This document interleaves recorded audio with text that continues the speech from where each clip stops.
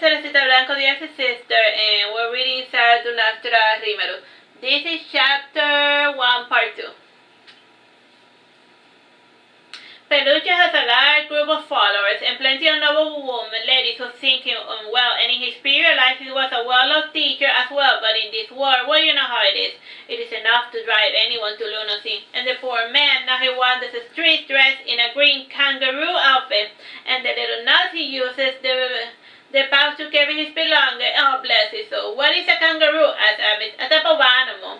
And you will see that they relatively look if you stop by the plaza this afternoon.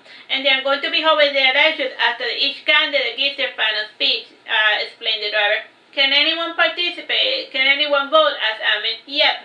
Just about anyone who can fit inside the plaza, and even the shooters and babes are counted during the voting, but I hear that it's just a rumor, explained the driver. How does that work exactly? Asked Amy. You will see if you go to the plaza by noon, and if you do go there, do meet the sun and then vote for the ferry guy, insisted the driver. Sure, I made no promises, said Amy.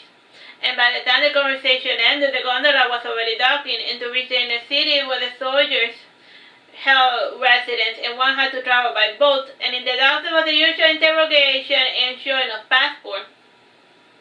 And Aragon was the only city that required a travel permit to go between each district, and it was owing to its current size, and with the spacious streets and buildings that rarely topped two-story, it was easy to see why the place had enormous proportion.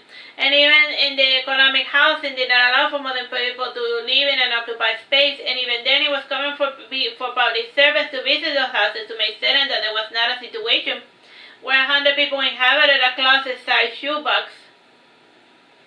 And in the past, the quotas had bred diseases, and to avoid this, the tree had been made bigger and the lodgings more separated.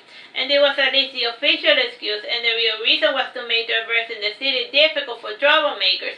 And just making it to the palace alone on foot took a day, and the only feasible way of getting around was by boat or by horseback. And after getting through the castle, Amidst was greeted by his brother, and a couple of fellows stopped and stared at Amidst, but not Amelius.